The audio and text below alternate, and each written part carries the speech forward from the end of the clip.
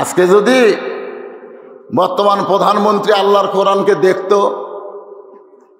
সমস্ত মন্ত্রীরা যদি কোরআনকে দেখত, এমপিরা যদি কোরআনকে দেখত, প্রশাসনের ভাইরা যদি আল্লাহর কোরআনকে দেখত, তাহলে বাংলার আকাশে কোনো দুর্নীতি থাকতো না। জোরে গন্ধটা ঠিক না, থাকতো না।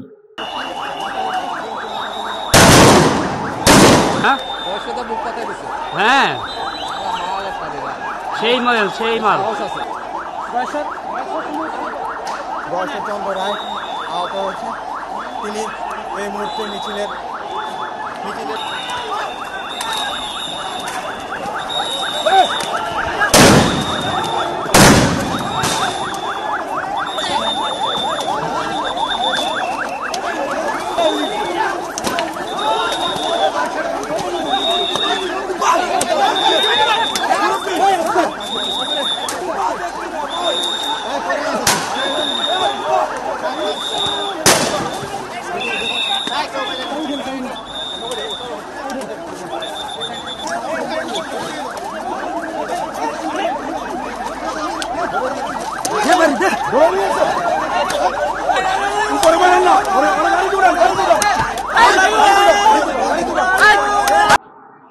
কিন্তু দেখেনি তো, খালি শুনে খা ঠেলা আছে। এ কোরআনকে যদি আপনি দেখবার চান, খালি দেখবেন, আসেন আশা খালি কোরআন এরকম ধরে খোলেন, দেখেন তো দেখেন, এই দেখবার গেলেও ঠেলা আছে। আল্লাহ বলেছে লা ইয়ামাসসুহু ইল্লাল মুতাহহারুন, তুমি ততক্ষণ পর্যন্ত কোরআন স্পর্শ করতে পারবে না যতক্ষণ তুমি পবিত্র না হবা। খালি ধরে দেখতে গেলে পবিত্র হয়ে দেখা লাগবে, আর পবিত্র হয়ে যদি একবার আপনার নজর কোরআনের আয়াতের উপরে পড়ে, ওই আয়াত আপনাকে পবিত্র বানায় দিবে। খালি সারা জীবন শুনে যান বদরশিদ কিভাবে ওয়াজ করে, গোলাম রব্বানি কি কয়, আব্দুল্লাহ বিন কি কয়, তারেক মনোয়ার কি কয়, আমির হামজা কি কয়, সব শুনে আসি। এই শোনার জন্য আল্লাহ কোরআন দিছে। আল্লাহ বলেছে সামিনা, শুনতে হবে, শুনতে হবে, সামিনা শুনতে হবে। এরপর আল্লাহ বলেছেন অতাআনা, খালি শুনলে হবে না, এই কোরআনকে গ্রহণ করতে হবে। ফাযকুরুনি আযকুরকুম ওয়াশকুরুলি ওয়ালা তাকফুরুন। এই আয়াতের বাংলা অর্থ হলো যে আল্লাহকে স্মরণ করবে, আল্লাহও তাকে স্মরণ করবেন। খুশি না বেজার? আমরা যখন বলবো আল্লাহ আল্লাহ আল্লাহ, তখন আল্লাহ কি বলবে? বান্দা বান্দা বান্দা। একবার আপনি আল্লাহ বললে আল্লাহ 10 বার বান্দা বান্দা বলবে। যেরকম সুবহানাল্লাহ। আল্লাহ বলেছেন অশকুরুলি, তোমরা শুকুর গুজার করো, ওয়ালা তাকফুরুন, তোমরা কুফরি করো না।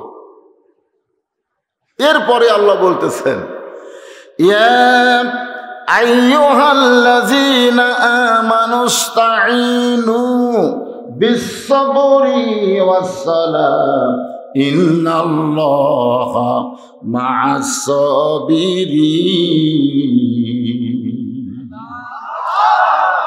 দেখেন এই আয়াতের পরে এই আয়াত দেওয়ার কারণ কি? এখানে আল্লাহ বলতেছেন যারা আমাকে বিশ্বাস স্থাপন করো, যারা আমাকে বিশ্বাস স্থাপন করেছো, আস্তাইনু, যদি তোমরা কিছু পাবার চাও, তোমরা যদি সুখ চাও, শান্তি চাও, দুর্নীতি মুক্ত বাংলাদেশ চাও, 23 সালে দুর্ভিক্ষ মুক্ত বাংলাদেশ যদি চাও, আমাদের বহু চাওয়া আছে। জোরে কোন কথা ঠিক কিনা? সরকারের পক্ষ থেকে বলা হয়েছে 23 সাল হলো দুর্ভিক্ষের বছর, আর আল্লাহর কোরআনের পক্ষ থেকে বলা হচ্ছে 23 সাল দুর্ভিক্ষের বছর হবে না, 23 সাল হবে পরিবর্তনের বছর। জোরে কথা ঠিক কিনা? আপনারা বলেন তো কি পরিবর্তন হবে? আগে তো কে চিল্লা উঠলেন।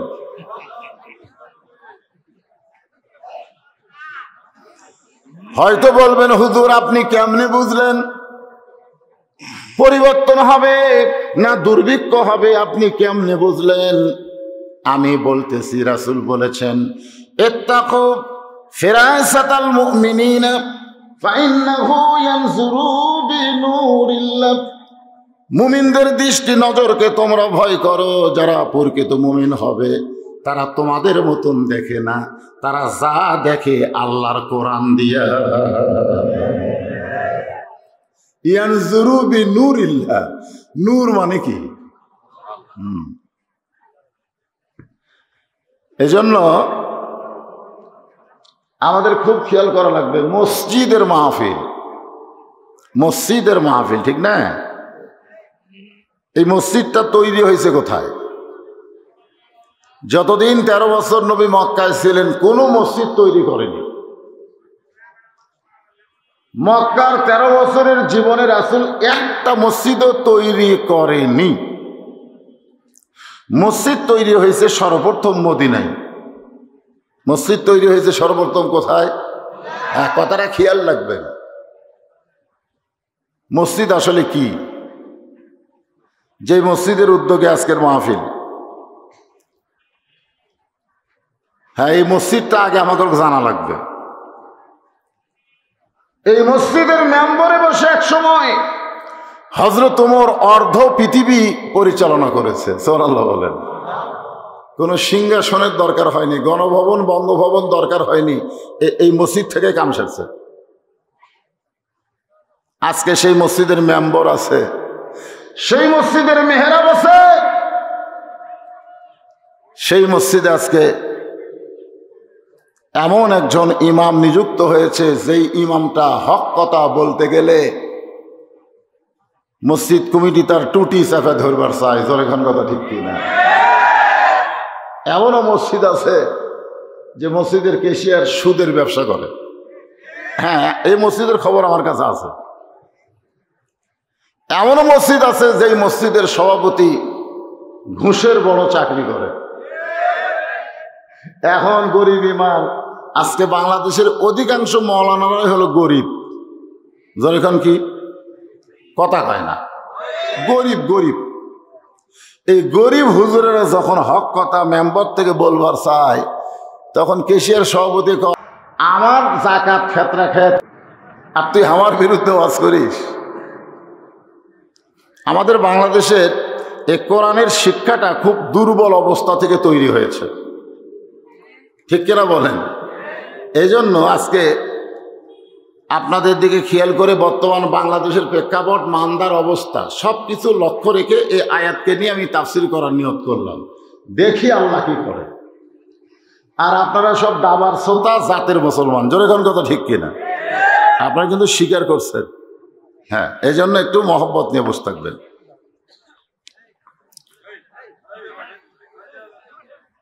আপনারা বলেন তো, এই মসজিদে যে নামাজ আমরা আদায় করি, এই মসজিদে যে 5 ওয়াক্ত নামাজ আমরা আদায় করি, এটা কি নামাজ পড়া না কায়েম করা? হ্যাঁ, আপনার গোটা কোরআন শরীফ পড়ে দেখেন তো, কোনো জায়গায় নামাজ পড়ার কথা আছে? ইকরাউস সালাত, নামাজ পড়ো, এ কথা আল্লাহ একবারও কয়নি। আল্লাহ যতবার বলেছে আকিমুস সালাত, আকিমুস সালাত মানে নামাজ কায়েম করো। জোরে কোন কি করো? নামাজ কায়েম করো মানে কি? নামাজকে প্রতিষ্ঠা করো। এখন এই নামাজ প্রতিষ্ঠা কে করবে? আমাদেরকে ওয়াজ করে, আমাকে বলে, হুজুর এমন ওয়াজ করবেন যেন যুবকেরা 5 ওয়াক্ত নামাজে হয়। আমাকে অনেকে বলে, হুজুর এমন ওয়াজ করবেন মেয়েরা যেন পর্দানিশী হয়। হুজুর এমন ওয়াজ করবেন আমাদের এলাকায় বিষা দিয়া যুবকেরা ফেন্সিডিল ইয়াবা খেয়ে নষ্ট হয়ে যাচ্ছে। আমাকে আগেই বলে, এই বিষয়গুলো আমাকে তুলে ধরে, এইগুলো নিয়ে ওয়াজ করবেন। আপনারা বলেন তো, স্বয়ং জিবরাইল, আমি তো বলছি সেটা একটা সাধারণ, স্বয়ং জিবরাইল এসে এখানে যদি বক্তা সাজে ওয়াজ করে, আপনারা বলেন তো যুবকেরা নামাজ ধরবে? কথা কয় না। স্বয়ং জিবরাইল রে, স্বয়ং জিবরাইল এসে যদি বক্তা সাজা ওয়াজ করে, তারপরেও যুবকেরা নামাজ ধরবে না। কারণ নামাজ ওয়াজ দিয়ে হবে না, নামাজ আইন দিয়ে হবে। জোরে কান কথা ঠিক কিনা? ওয়াজ দিয়া নামাজ। আল্লাহ কোরআনে বলেছে আল্লাযীনা ইম্মাক্কান্নাহুম ফিল আরদ, জমিনের মধ্যে কাউকে যখন ক্ষমতা দেওয়া হবে, সে যদি মুসলমান হয়, সে যদি ইমানদার হয়, সেই নেতার 1 নম্বর দায়িত্ব হলো আকামুস সালাত, নামাজ কায়েম করা, নামাজ প্রতিষ্ঠা করা। সুন্দর সুন্দর মসজিদ করবেন, মসজিদের উন্নয়ন হবে, কিন্তু মসজিদে মুসল্লি হবে না। 2-4টা মুসল্লি বুড়া বয়সে সিয়াল্লিয়া মসজিদত যাবি, জোরে কোন কথা ঠিক কিনা? মানে যখন ছিল চামড়া টাইট, আল্লাহর সাথে করছে ফাইট, যখন হচ্ছে চামড়া ঢিল, সিয়াল্লিয়া দিছে মিল। কে বাবা সিয়ার কেন? আর পারি না হুজুর, আর পারি না, রুকু সেজদা ঠিক মতো হয় না, এই জন্য সিয়াল্লিয়া গেছে। সরকারি চাকরি তুমি সিয়াল্লিয়া করবার দেও, তোমার চাপাত গুড়ি মারবি, জোরে কোন কথা ঠিক কিনা? সরকারি চাকরি করতে যেমন তোমার বয়স লাগে, সব বয়সে যেমন সরকারি চাকরির অ্যাপ্লিকেশন করা যায় না, নামাজ ধরতে গেলে নামাজের একটা বয়স লাগবে, জোরে কোন কথা ঠিক কিনা? বুড়ে বয়সে আল্লাহর সাথে ভিমরুতি করবার যাও।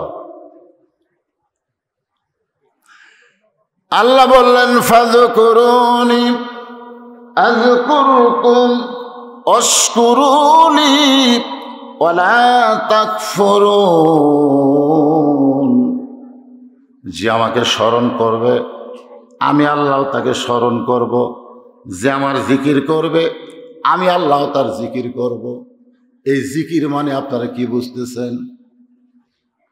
এই জিকির, যে জিকির ফাযকুরুনি আযকুরুকুম, এই জিকির অর্থ কি? কেবারে কথা কন না কেন? আল্লাহ কোরআনের আরেক জায়গায় বললেন ইন্না নাহনু নাযালনা যিকরা ওয়া ইন্না লাহু লাহাফিজুন। এই দেখেন দেখেন, এটা দেখছেন আপনারা? দেখছেন?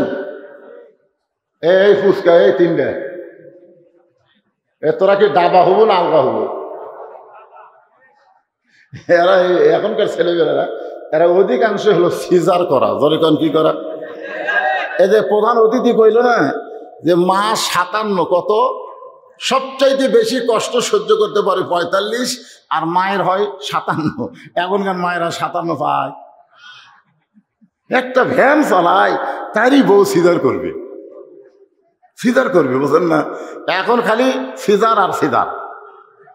আমার দাদি কইছে তোর টাইনায় বার করার দেয়, তোর মাথা এত বড়, এই বার করার দেয় তোর মাথা লম্বা হয়ে গেল, পরে আমরা থাবে থাবে মাথা গোল করছে। এই সেই মা, সেই মা। আর এরা কি সেই মা? খালি কাটিছে আর বার করছে। এরা ঘুমের মধ্যে আছিল, মানে হওয়ার সময় হয়নি, তার 3 দিন আগে পেট কেটেছে। তাহলে বুঝতেছেন না? এই সিজার করা গেলে একটা উঠা যাবে না।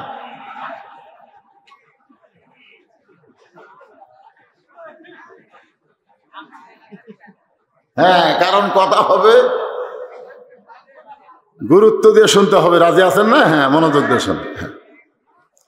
আমি এখন আপনাদের বলতেছি যে কোরআন থেকে আপনারা তাফসীর শুনবেন, এই কোরআনকে আপনারা দেখেছেন? এই কোরআনের মধ্যে কোনো ধোঁকা সবাই করলে, এই কোরআনে কোনো গোসামিল, এই কোরআনে কোনো সন্দেহ।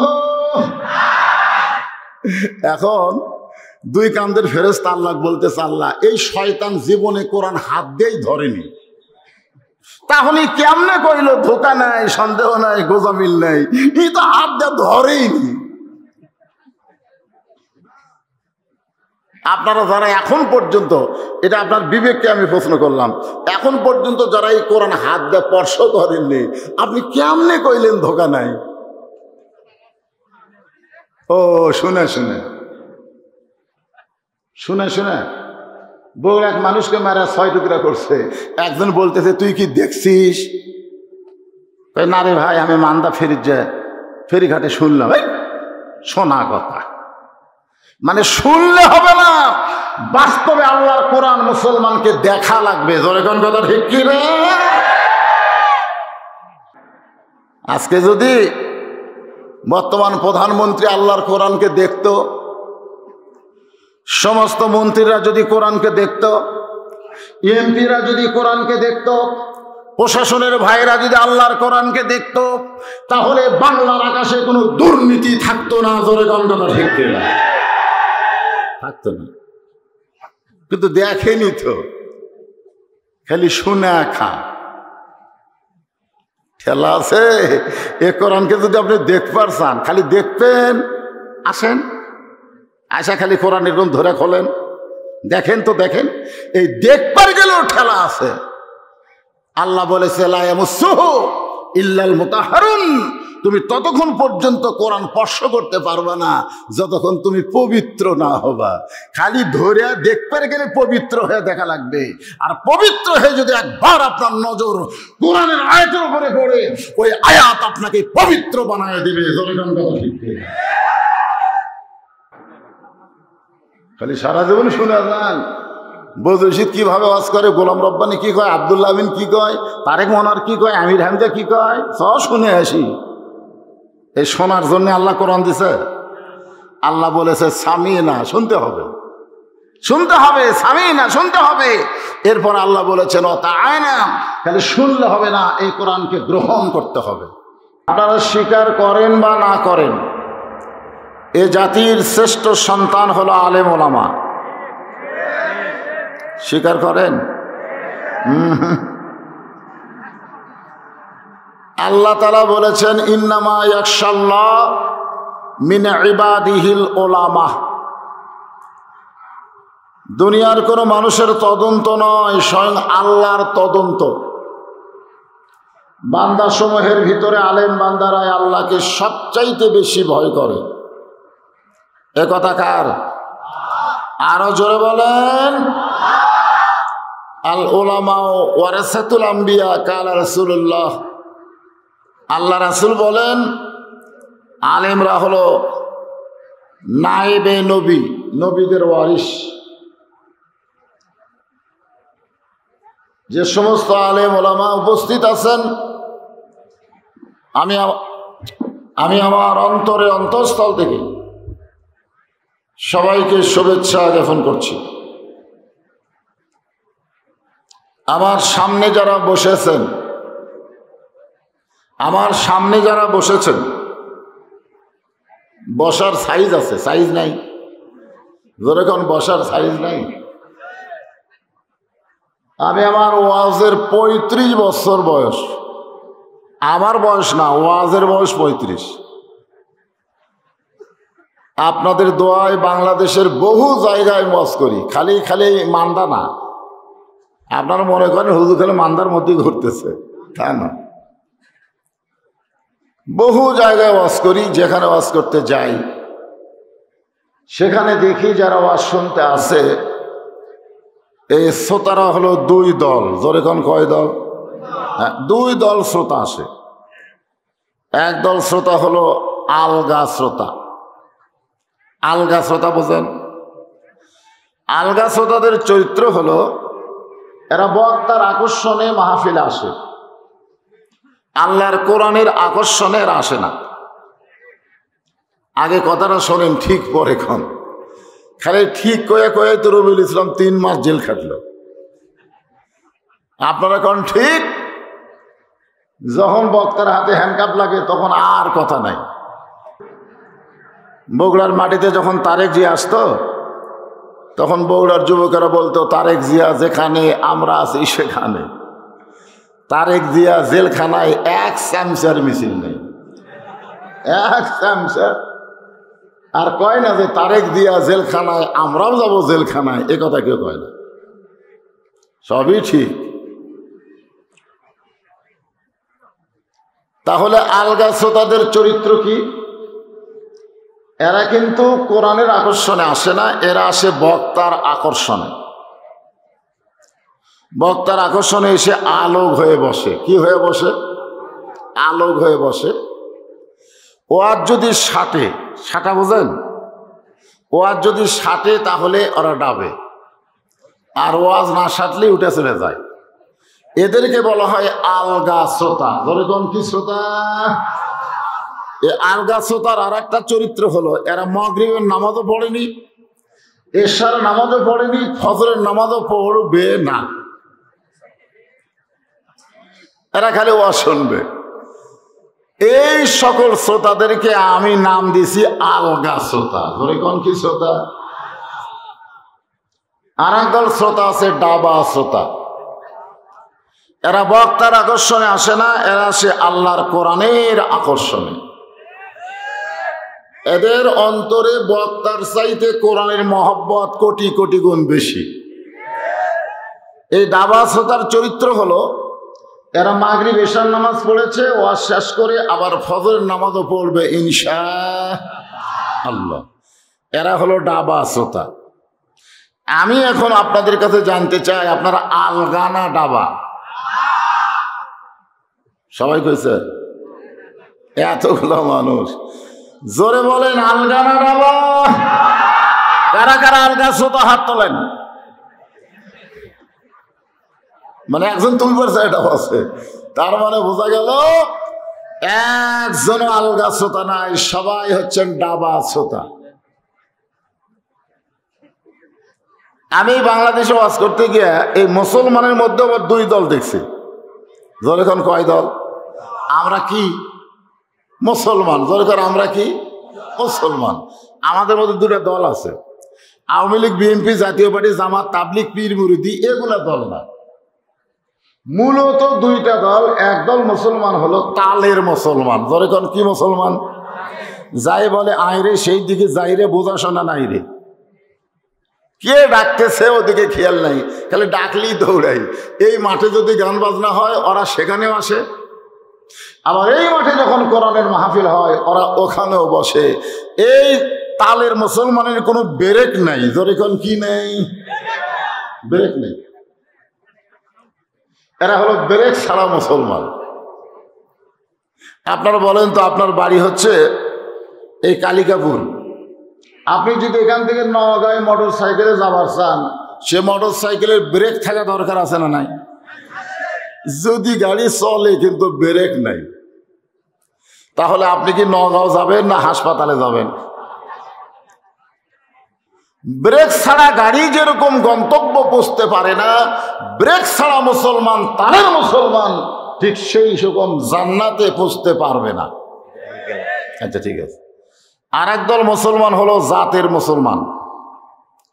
তবে আমি বাংলাদেশের বহু জায়গায় ওয়াজ করে দেখেছি, মানদার মুসলমান হলো জাতের মুসলমান। হ্যাঁ, মোটামুটি টের পাইছি। এই জাতের মুসলমানের চরিত্র হলো, কেউ ডাকলেই সেদিকে যায় না, আগে দেখে ডাকটা ঠিক আছে কিনা।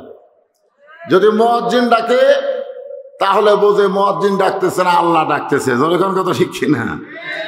এরা মসজিদে যায়। যদি কোরআনের মাহফিল হয় তাহলে এরা কোরআনের তাফসির শুনতে যায়। যখন দেখবেন হই হই কাণ্ড, রই রই ব্যাপার, এক ঝাঁক দানা কাটা পরি আসতেছে, তখন এই জাতের মুসলমান ব্রেক করে। যখন কি করে? ব্রেক করে বলে না, ওদিকে যাওয়া যাবে না। এরা হচ্ছে জাতের মুসলমান। তো আমি এখন আপনাদের কাছে জানতে চাচ্ছি, আপনারা তালের না জাতের? এই ম্যান ম্যানা কথা বললে হবে। জোরে বলেন তালের না জাতের? কারা কারা তালের মুসলমান হাত তোলেন? একজনও নাই। মাশাআল্লাহ। মানে কাছি বলছে নাকি? কাছাকাছি, পাশে। একটা গাড়ির পিছনে লেখা থাকে 100 গজ দূরে থাকো, 50 গজ দূরে থাকো। একটা গাড়ির পিছনে আর একটা গাড়ি 50 গজ দূরে থাকা লাগবে কেন? হঠাৎ যদি সামনের গাড়ি ব্রেক করে, পিছনের গাড়ির ব্রেক যদি লুজও হয়, অন্তত 50 গজ রাজ দিয়ে তো ব্রেক হবে। আপনারা বলেন তো, গাড়ি বেশি মারাত্মক না নারী বেশি মারাত্মক? পুরুষের জন্য গাড়ির চাইতে নারী বেশি মারাত্মক। এই জন্য কমপক্ষে 200 গজ দূরে রাখা দরকার ছিল। 200 গজ।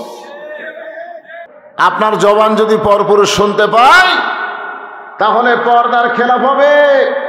কারণ মেয়ে মানুষের জন্য জোরে কোরআন তেলাওয়াত করাও জায়েজ নাই।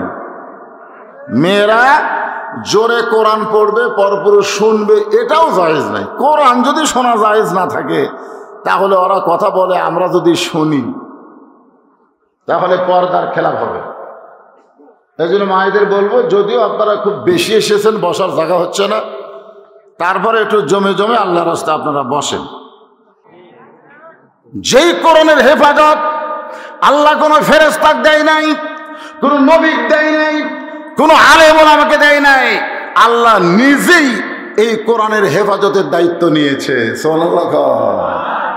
কেন নিয়েছে? কারণ এর মধ্যে কেউ যেন কম বেশি করবার না পারে। আমি সেই কোরআন আজকে কিছুটা সময় হলো আপনাকে দেখানোর চেষ্টা করব। দেখবেন? কোরআন দেখবেন? দেখেন, আল্লাহ বললেন, ইয়া আইয়ুহাল্লাযীনা আমানুস্তাঈনু বিস-সাবরি ওয়াস-সালাহ ইন্নাল্লাহা মা'আস-সাবিরিন।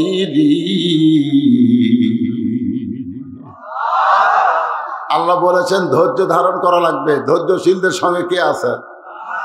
আপনারা অন্তর থেকে বলেন তো, কোন জায়গায় গেলে আমাদের ধৈর্য সবচাইতে কম? এখানে অন্তর থেকে কোন কথাটা দেখবেন, মসজিদের মধ্যে 5 মিনিট পরে আসরের জামাত হবে, 5 মিনিট। এই 5 মিনিটের মধ্যে আপনি কয়বার ঘড়ি দেখেন? আপনি নিজে ঘড়ি না থাকলেও পাশের লোকটাকে বলেন কয় মিনিট, 4 মিনিট। কিছুক্ষণ পর আরেকজন বলে, ভাই কয় মিনিট? 3 মিনিট। আজ ঘড়ি লড়তেছে না ভাই, আজ ঘড়ি লড়তেছে। ওই লোকটাই শ্বাসটালে বসে ঘন্টার পর ঘন্টা আড্ডা গলি মারতেছে, একবারও ঘড়ি দেখতেছে না। ধরে কোন কথা ঠিক কিনা? আল্লাহ বলেছেন, কদ আফলাহা মান তাযাক্কা ওয়া যাকারা ইসমা রাব্বিহি ফাসাল্লাহ। এদের ধারণা আশেপাশের কোনো মাহফিলের থেকে হয়তো বক্তা ওয়াজ করতে করতে লোকজন কমে যায়, এদের ধারণা। কিন্তু বদরশিদের ওয়াজে তো এরকম হয় না, ঠিক কিনা বলেন? তবে কমিটির লোকের একটা ধারণা, যদি লোক 10টা কমে যায় তাহলে আমরা 10 100 টাকা কম পাবো। এই জন্য আমাকে বলতে হুজুর, আপনি যতক্ষণ ওয়াজ করেন, যত সাটান ইচ্ছা মতো ওয়াজ করবেন, আমাকে কোনো টেনশন নাই। খালি 5টা মিনিট আমরা একটু গামছা লিয়ে রুমাল নিয়ে ভেতরে ঢুকবো। আল্লাহর বান্দারা মসজিদের জন্য, নিজের জন্য না, আল্লাহর ঘরের জন্য যে যা পারবে পকেট থেকে বের করে আমাকে ব্যাগের মধ্যে দিবে। এই ব্যাগ পাটি কোথায় রে? এই ব্যাগ পাটি কোথায়? ঢোকো,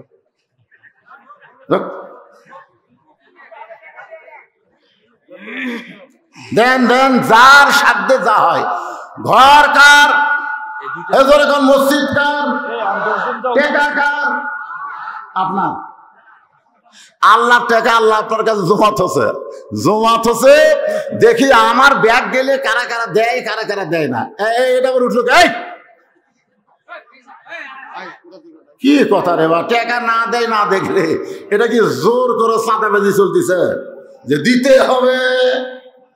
আপনার মন চাই দেন, না চাই না দেন, কিন্তু ওঠেন না, উঠে মাহফিলের সৌন্দর্য নষ্ট করেন। এমনি বসার জায়গা হচ্ছে না, এরা আবার ওঠা বসা করতেছে। একবারে 10টা ব্যাগলা ঢোকা যায়নি, 10টা ব্যাগ ওই সাইডে ঢুকছে। দেও, আল্লাহর রাস্তায় দেন। মা বোনেরা যারা আছেন, আপনাদের কাছেও আদায় হবে, মা আল্লাহর রাস্তায় দেন। আপনাদের কাছে মা আয়েশার জীবনে থেকে কিছু আর শোনাবো। মা আয়েশা, এতদিন শুনেছি ফাতেমা, আজকে শোনাবো আয়েশার জীবন থেকে। হ্যাঁ, মায়েরা ধৈর্য ধরে বসে থাকেন। উম্মাহাতুল মুমিনিন 6 লক্ষ হাদিসের হাফেজ আয়েশা রাদিয়াল্লাহু তাআলা আনহা থেকে আপনাদেরকে ওয়াজ শোনাবো। হ্যাঁ, ধৈর্য নিয়ে বসেন। আর এই আদায়টা কমপ্লিট হলেই ইনশাল্লাহ আমি আবার একটা না, আজকে যে নিয়ত করেছি সে তাফসির আপনাদের শোনাবো। আজকের সাবজেক্ট হলো আল্লাহর কোরআন আমরা দেখবো। জোরে কোন কথা ঠিক কিনা? কিভাবে দেখবো, কেমনে দেখবো, সেটা আলোচনার ভিতর দিয়ে বোঝা যাবে ইনশাল্লাহ। এই যে এই ভাই আবার উঠলেন কেন? ভাইজান ওঠেন না, এখন ওঠেন না, পেশাব লাগতেছে।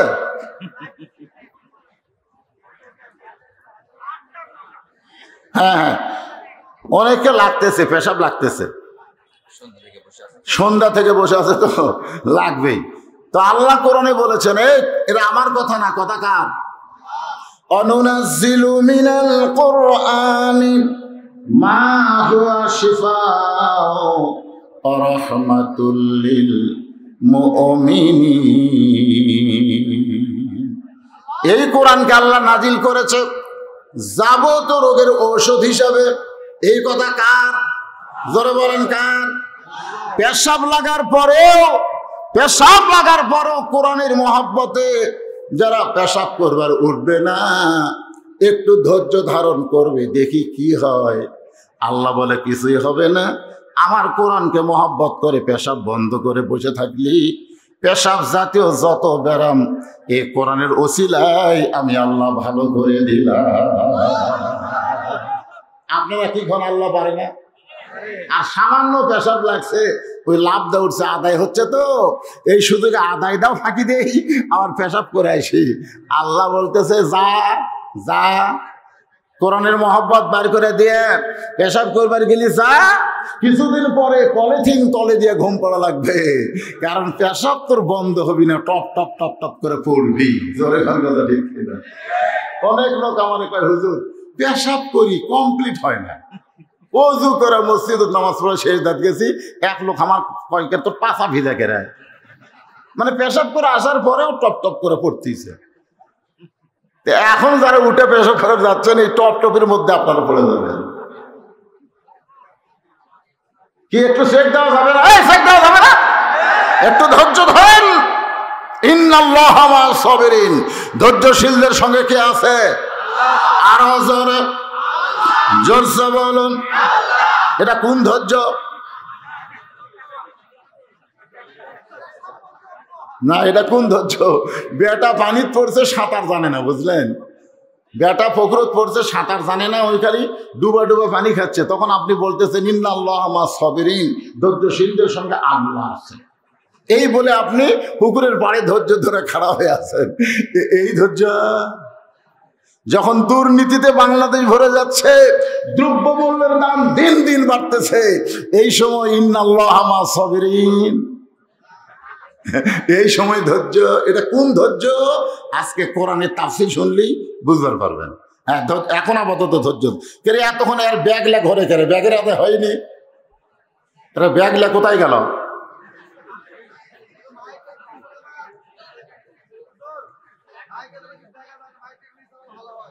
কার দেখা যায় না? আমার দেখা যাচ্ছে না। এই মাঝে মধ্যে এরকম চাল আমার মনে, অসুবিধা নেই। এখন আর এই ধ্যান করুন, আপনারা আগে থেকে এগুলো ইয়ে করবেন, বক্তা আসার পরে এগুলো এখন খোলার মোলা আবার হয়, তাই যা হয়েছে। তো এখন কি আলোচনা শুরু করেছে একটু খেয়াল করবে। আমার হাতে দেন, আপনি দিয়ে শুরু।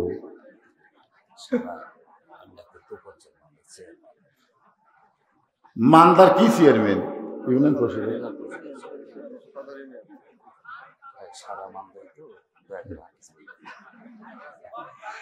না, সারা মান্দাই তো বোঝেন না, সারা মান্দার যাওয়া লাগে ভাই। 2000 টাকা দিয়ে বলতে তো আপনার চাপ দেন না। উনি 2000 টাকা দিচ্ছে, আমি যদি বলি আর 1000 টাকা দেন, এরই নামই চাঁদাবাজি।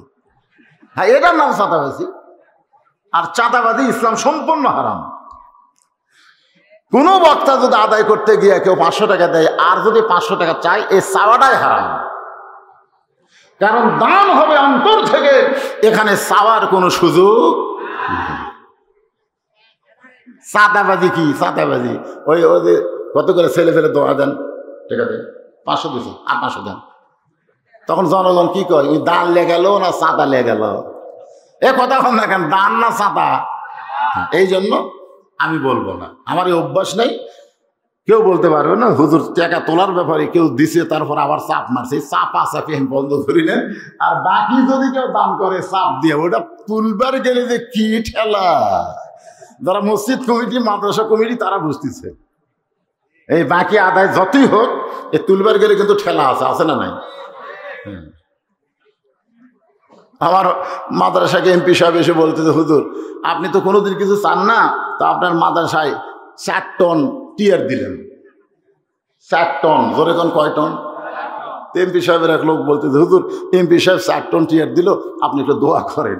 আমি বললাম, আমি এত পাগলা না, আমি এত পাগলা না যে টিয়ার না পাওয়ার পরে দোয়া করবো, আগে পাবো তারপরে দোয়া। এই জন্য যারা বাকি দিবে তাদের দোয়া তখন হবে না যখন টাকা আদায় হবে, তখন দোয়া না করলেও আল্লাহ কবুল করবে। তাহলে কি বুঝলেন? যেই কোরআনকে আজকে আপনারা তাফসীর শুনবেন, সকলকে লক্ষ্য করে বলতেছি, এই কোরআনটা আসলে কি আমাদের তো নিজের চোখে দেখার দরকার আছে না নাই? কিন্তু আমরা কেউ দেখতেছি না। এক নেতা বলতেছে, আপনাদের সন্তানগুলোকে মাদ্রাসায় দিবেন। আপনি জানেন আপনার সন্তান হাফেজ আলেম হলে, আপনি মারা গেলে আপনার সন্তান আপনার জানাজা পড়াবে। ভাষণ দিয়ে নেতা নামার পরে বললাম, ভাই আপনার কয় ছেলে মাদ্রাসা দিচ্ছেন? আর কথা কয় না। মানে যারা গরিব গুরু এতিম অসহায় তারা মাদ্রাসাত পড়বে, আর নেতাগের ছেলে সব ইংলিশ মিডিয়ামে পড়বে। আল্লাহর কোরআন কি? যেই কোরআন নিয়ে হযরত ওমর অর্ধ পৃথিবীর খেলাফতি করেছেন, একদিন হযরত ওমর মসজিদের মেম্বরে বসে নিজের গালে নিজে চড় মারতেছেন। এই ডান হাতে ডান গালে চড় মারে, বাম হাতে বাম গালে চড় মারে। ওমর ফারুক একা একা নিজের গালে নিজে চড় মারতেছেন। এমন সময় ওসমান গনি মসজিদের মধ্যে ঢুকে বলে, আমির আল মুমিনিন, আপনি কি পাগল হয়ে গেলেন? নিজের গালে নিজে কেন চড় মারতেছেন?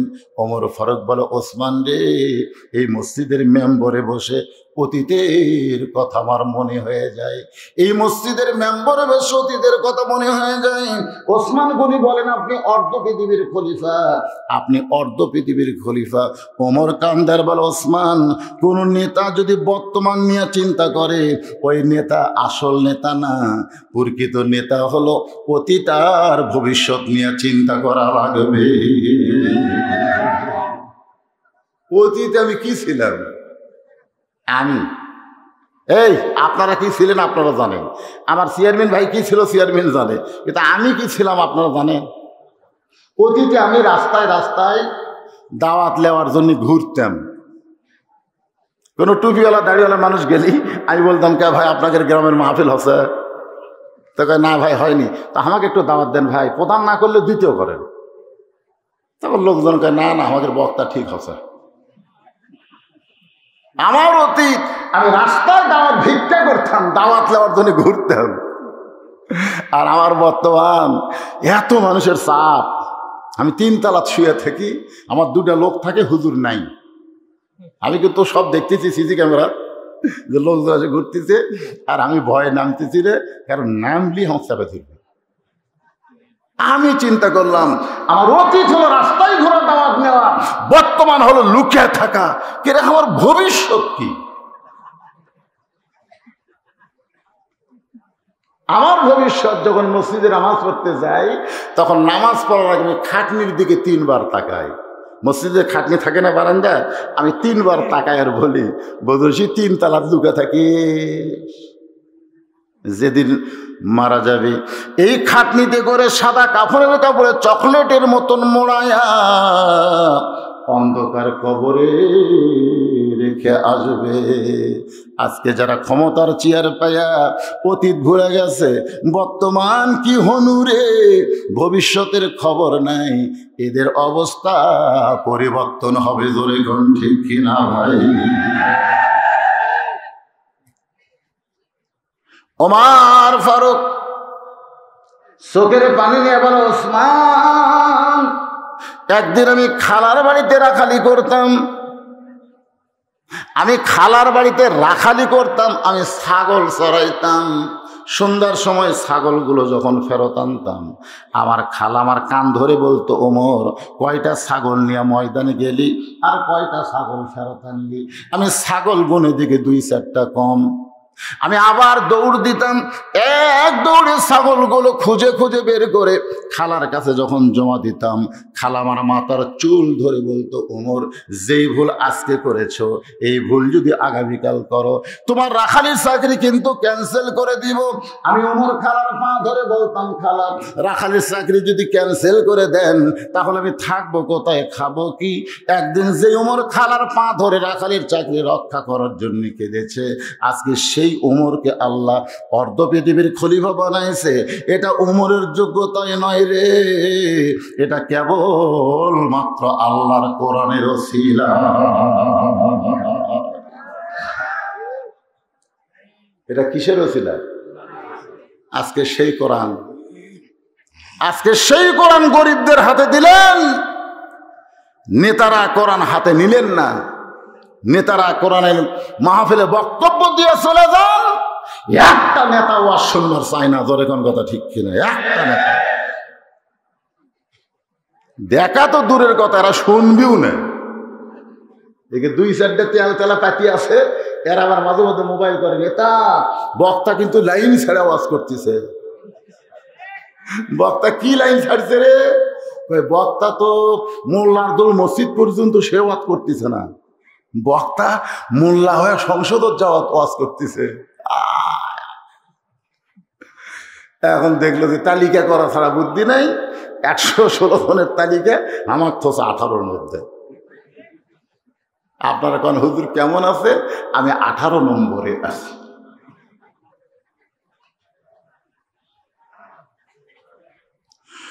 ওমর ফারুক চিন্তায় পড়ে গেলেন, যেই কোরআন আমাকে রাখাল থেকে অর্ধ পৃথিবীর খলিফা বানাই দিল, এই কোরআনটা আসলে কেমন আমি নিজের চোখে দেখতে চাই। সুবহানাল্লাহ।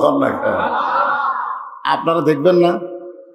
এবারে বাংলাদেশের 2টা ছেলে, একটা হলো সালে আহমদ তাকরিম, ওই 117টা দশক মনে হয় পরাজিত করে 3 নম্বর আসন পাচ্ছে। আর একটা হলো আবু তাহা, ও 137টা দেশকে পরাজিত করে ও আবার 3 নম্বরে আছে। বিমানবন্দরে যখন নামলো ভাই, একটা চৌকিদারও যায়নি, একটা চৌকিদারও যায়নি। চৌকিদার যাই হলো পূজা পহরা দিবে। ধরে কোন কি পহরা দিবে? পূজা। আমার এলাকার সবগুলো চৌকিদার কাছে পূজা পহরা দিবে। তাই মানে কে রে ভাই, ওরা পূজা করে, তোরা পহরা দিস কেন? এক চৌকিদার আমার কাছে এসে বলতেছে, হুজুর আপনাকের জন্য, আপনাদের জন্য পহরা দিই। আমরা কি করি? বলে কেউ যদি পূজা এই মূর্তির হাত ভাঙে, দোষ কিন্তু সরকার আপনাকে দিবে, যে হুজুরের মধ্যে কেউ ভাঙিছে, এই জন্য আপনার জন্য বিপদে না পড়েন, এই জন্য আমরা পহরা দিই। ওরা তো ভাঙ্গার জিনিস, ভাঙবি হুজুর। আমি বললাম ভাঙ্গার জিনিস ভাঙবি মানে? বলে 10মীর দিনে ওরাই ভাঙবি, ওরাই ভাঙবি। তা আমি কইলাম এইগুলো পহরা দিয়া তোমাদের অভিজ্ঞতা কি? তখন এক চৌকিদার বলতে, তো হুজুর আমাদের অভিজ্ঞতা হলো ওরা অনেকগুলো খাবার দেওয়া যায়, যে তারকে 10 হাত 2 হাত তীর ধরে আছে, ওরকে সামনে অনেকগুলো খাবার দেওয়া যায়, সে পায়েস সন্দেশ হয়, কিন্তু ওরা তো হাতও লড়াই না, খায়ও না, ওটা আমরা খাই। আর বউ ছেলের জন্য ব্যাগ ভরে বাড়ি দিয়ে আসি। তা আমি কইলাম তাহলে তো ভালোই অভিজ্ঞতা। এক চৌকিদার বলতেছে, হুজুর মারাত্মক অভিজ্ঞতা হলো, একদিন আমরা একটু অলস ঘুমের মধ্যে গেছি, যেই ঘুমের মধ্যে গেছি হঠাৎ চেতন পাই দেখি এক কুত্তে মারতেছে, এক কুত্তে এসে সবার খাচ্ছে, 10 হাত লেদায় খারাপ হয়ে আছে, তুই কিছুই করছে না। এতগুলো হাত থাকতে যাই, কুত্তে খেতাবার পারে না, থাকাবার ওরা।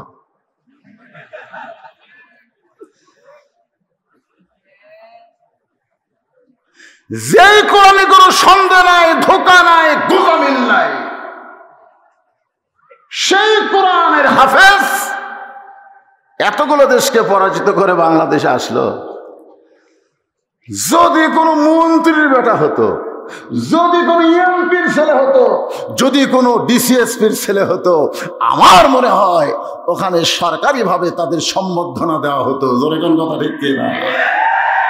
কিন্তু খোঁজলে দেখেন ওর বাপ অটো ভ্যান চলায়, অটো ভ্যান, তার ব্রেক নেই। এই কোরআনটা দেখতে কেমন? আপনারা বলেন তো, বাংলাদেশের মুসলমান আমাদের দেখার দরকার আছে না নাই? হযরত উমর ফারুক ছদ্মবেশে আল্লাহর কোরআনকে দেখার জন্য ইন্না নাহনু নাযালনা যিকরা ওয়া ইন্না লাহু লাহাফিজুন, আসলে কোরআনকে আল্লাহ হেফাজত করবে না আল্লাহ ওয়ালারা করবে, এইটা নিজের চোখে দেখার জন্য। কারণ নবী যখন মক্কা বিজয় করে কাবা ঘরের মধ্যে ঢুকলেন, মক্কা বিজয় করে আল্লাহর কাবা ঘরে ঢুকলেন, ঢোকার পরে দেখে 360টা মূর্তি। আল্লাহর ঘরের মধ্যে কয় মূর্তি? উমর ফারুক নবীর পিছনে পিছনে ঢুকে বলতেছে, সি সি, আল্লাহর ঘরে মূর্তি। তা আল্লাহ রাসূল কয়, উমর সিসি করো কেন? বলে সিসি করার কারণ হলো আল্লাহর ঘরের মধ্যে মূর্তি ঢুকালো, আল্লাহ কি করলো? রাসূল কয়, উমর আল্লাহ কি করা দরকার ছিল? উমর কয়, মনে করে না ইয়া রাসূলুল্লাহ, আবু জেহেল একটা মূর্তি নিয়ে ঢুকলো, যেই ঢুকলো তখন একটা ফেরেশতাকে আল্লাহ কাবা ঘরের দরজা খাড়া করে তুলল যে মূর্তি নিয়ে ঢুকতি বাম হাতে একটা করে চড় মারবে, কেন আল্লাহর ঘর সেজদা দেওয়া লাগবে, মূর্তি ঢোকান যাবি না। যেরকম ঠিক কিনা? তা আবু জেহেল কেবল মূর্তি নিয়ে দরজা ধারে গেছে, আর আন্ধারা চড়, যেরকম কি চড়, কারণ ফেরেশতাকে তো দেখা যায় না, এখানে গায়েবী একটা চড় মারছে। আবু জেহেল মূর্তি ফেলে দেয়, 3 ঘুরেন খাসে। এখন আবু সুফিয়ান বলতে দেখে, ভাই তুই তো মূর্তি নিয়ে যে ঘুরেন খেলু, আমি একটা হাতত লিয়েছি, আমি কি জমো?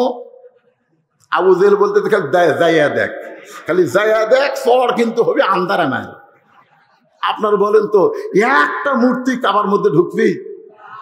কিন্তু চাহিদা পুরা করেছে, মরার পরে তুমি যে জান্নাত পাবা এ ব্যাপারে তোমার কোনো সন্দেহ নাই। আল্লাহ তোমার 2 নম্বর চাহিদা, জোরে কোন কয় নম্বর?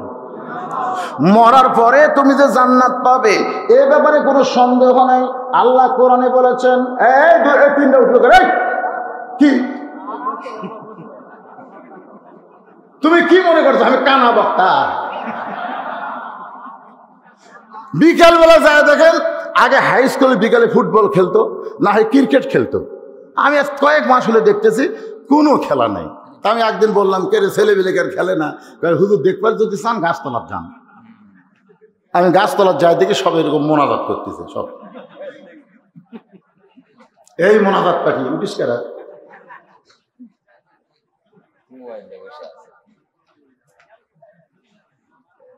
বর্তমানে যুবকেরা যে হারে নষ্ট হয়ে গেছে, স্বয়ং জিবরাইল ওয়াজ করলে আর ভালো হবে না। এদের ভালো করতে একমাত্র আল্লাহর কোরআন লাগবে। জোরে কোন কথা ঠিক কি না? কথা কো, আমি সেই কোরআন দেখাচ্ছি আপনাদের। উঠেন কেন? কি বিরক্ত হচ্ছেন? আর 15 মিনিট ওয়াজ করলে আমার টাকা হালাল না? 12টা পর্যন্ত ওয়াজ করলে শেষ। তো উঠলে তো ওয়াজ বন্ধ করে দেবো। আর যদি বসে থাকেন